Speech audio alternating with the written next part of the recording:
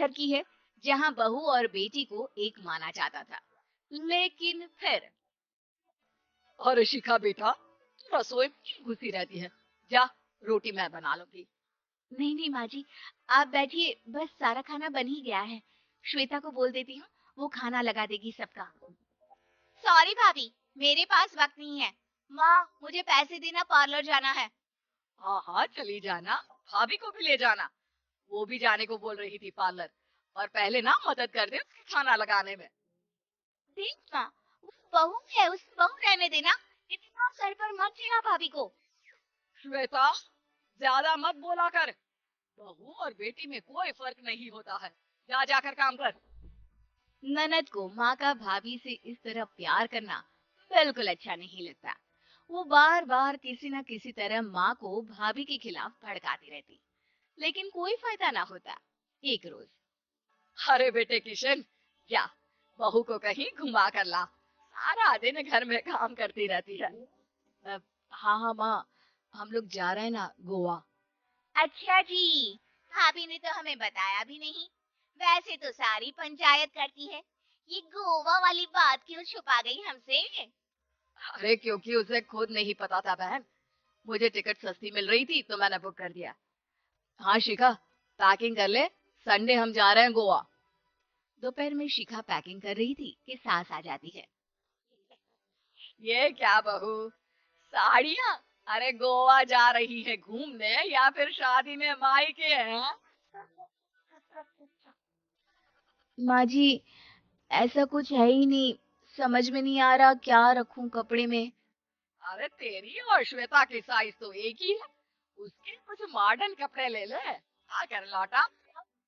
हाँ माँ जी, ये ठीक रहेगा। शिखा श्वेता के पास जाती है और उससे कपड़े मांगती है। ना जी ना, मैं अपने कपड़े ना दूं। वैसे भी फैल जाएंगे मेरे कपड़े, बहुत महंगे वाले हैं। शिखा मुंह लटकाकर कमरे में आ जाती है तो सास कहती है, चल तैयार हो जा, तुझे मैं शॉपिंग करा कर लाती हूँ गोवा की। बस फिर क्या था। सास बहू निकल जाते हैं मार्केट और एक से बढ़कर एक ड्रेस खरीद कर घर आते हैं। पहले बता देती कि नए कपड़े दिलाने वाली है भाभी को, तो मैं अपने ही दे देती ना भाभी को, मुझे दिला देती नए कपड़े। देख श्वेता, परिवार का मतलब सबके साथ रहना होता है, ना कि सिर्फ अपना सोचना। वैसे भी तुझे अच्छे संस्कार सीखने चाहिए। और रही बात कपड़ों की, तो शिखा, आज से घर पर भी तू मॉडर्न कपड़े ही पहनेगी। कोई जरूरत नहीं है ये साड़ी वाड़ी लपेटने की। अब क्या था, घर पर श्वेता और शिखा एक जैसे रहते। एक बार पड़ोसन आती है। अरे बेटा, अपनी माँ को तो बुलाना, जरा बात करनी है। शिखा सास को बताती है और रसोई में चली जाती है। ये आपकी बेटी बहुत बड़ी हो गई है, इसके लिए एक रिश्ता है, कहो तो बता दूं। ये बेटी नहीं बहू है, घर में सब एक जैसा ही रहता है। वैसे मेरी बेटी भी बड़ी हो गई है, कोई रिश्ता हो तो जरूर बताना। पड़ोसन रिश्ता लेकर उन लोगों के घर आती है। तब श्वेता की होने वाली सास कहती है, तो ये घर है, कितने मंजिल का है? और ये बहू ने आपकी क्या पहन रखा है, जीन्स टॉप? अरे भाई, साड़ी वाड़ी नहीं है क्या इसके पास? देखिए, सर्दी है तो साड़ी में बहू कैसे मैनेज करती, वैसे पहनती साड़ी भी। देखिए, हम लोग ठहरे पैसे वाले लोग, कोई कमी नहीं है हम लोगों के पास पैसों की, बहुत पैसे हैं। जमीन, नौकर चाकर, कार, सब कुछ है। लेकिन घर में संस्कारी बहू चाहिए, समझ रही है ना आप? सास कुछ कहती कि श्वेता बोल पड़ती है, हाय रे, नौकर चाकर से लेकर जमीन का पैसा, हाँ मुझे भी समझे, मंत्री मुझे। अरे रुक जा श्वेता, वो बात कर रही हूँ ना। देखिए, हम लोगों के घर इतनी आजादी नहीं मिलेगी। अरे हाँ कर देना माँ, हाँ, कर दीजिए। सास क्या करती, बेटी की शादी ऐसे घर में कर देती है जहाँ ना उनके विचार मिलते हैं और ना ही आचार। शादी की बात एक रोज फोन पर, श्वेता बेटा, एक बार घर आ जा, बहुत दिल करता है तुझे देखने का। माँ वो घर पर बहुत काम होता है, कैसे आऊं? बड़ा घर है, लेकिन आने जाने वालों की लाइन ही लगी रहती है। बेटा मैं तो जानती थी उस घर का हाल, लेकिन तू ही नहीं मान रही थी। माँ देख, हर घर का यही हाल है। तेरी बेटी को यहाँ घूंघट हटाने की परमिशन नहीं है और एक तरफ भाभी स्कर्ट पहनकर घूम रही है। बेटा, मुझे क्या पता था कि मेरी बेटी को ससुराल के नाम पर पिंजरा मिल जाएगा। अच्छा माँ, फोन रखती हूँ, सास को गर्मा गर्म रोटी खिलानी है।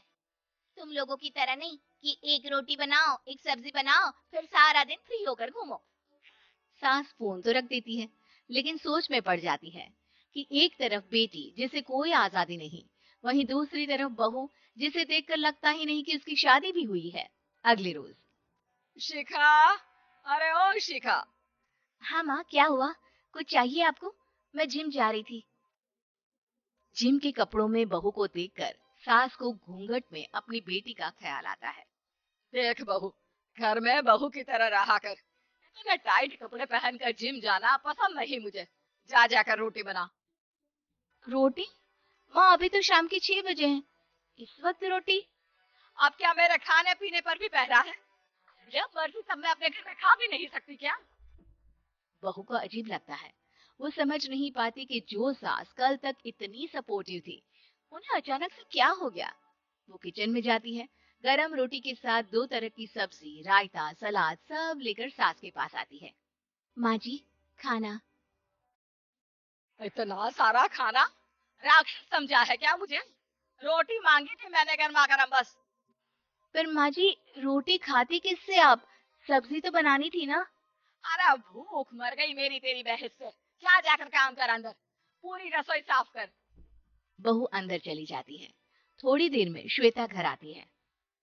अरे शिखा चल, चाय ला, पकवान बना, मेरी बेटी आई है।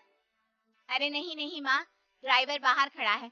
मैं तो घर का कोई सामान खरीदने के बहाने यहाँ आ गई हूँ। मुझे जाना होगा। अरे बेटा, पर कितने दिनों बाद देख रही हूँ तुझे। रहने आ जाना 2-4 दिन के लिए। आ जाऊंगी माँ, जब मेरी सास मरेगी तब। मैं तो रोज मन्नत मानती हूँ कि मेरी सास मर जाए तो अच्छा है। अच्छा चल, जा रही हूँ माँ। हे भगवान, कैसे कैसे दिन देखने पड़ रहे हैं मेरी बेटी को। सास अंदर जाती है, जहाँ श्वेता की जिम वाली सहेली का फोन आया होता है। क्या बात है, आज जिम नहीं आई? अरे पता नहीं यार, आज माँ को क्या हो गया अचानक। पर खैर कोई नहीं, लगता नहीं कि मैं अब जिम आ पाऊंगी। शिखा स्पीकर पर बात कर रही थी, जिसे सास सुन रही थी। यार ये सास ना होती ही ऐसी है। मैं तो कहती हूँ बुढ़िया जल्दी मरे और तू आराम से जिए। शिखा को सहेली की बात पर गुस्सा आ जाता है। माँ के मरने की कौन सा बच्चा दुआ मांगता है मोहिनी? आगे से ऐसी बात मेरे सामने मत करना। हमारे घर की शोभा ही माँ है। क्या हुआ जो थोड़ी शक्ति दिखा रही है? उसमें भी कोई ना कोई उनकी भलाई ही होगी।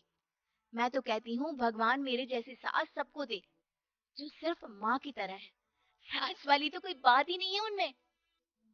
सास ये बात सुन रही थी। उनकी आंख में आंसू आ जाते हैं कि क्यों वो बेटी की किस्मत में बहू को भी भागीदार बना रही थी। शिखा, अरे ओ शिखा, क्या हो गया? जिम नहीं जाना क्या?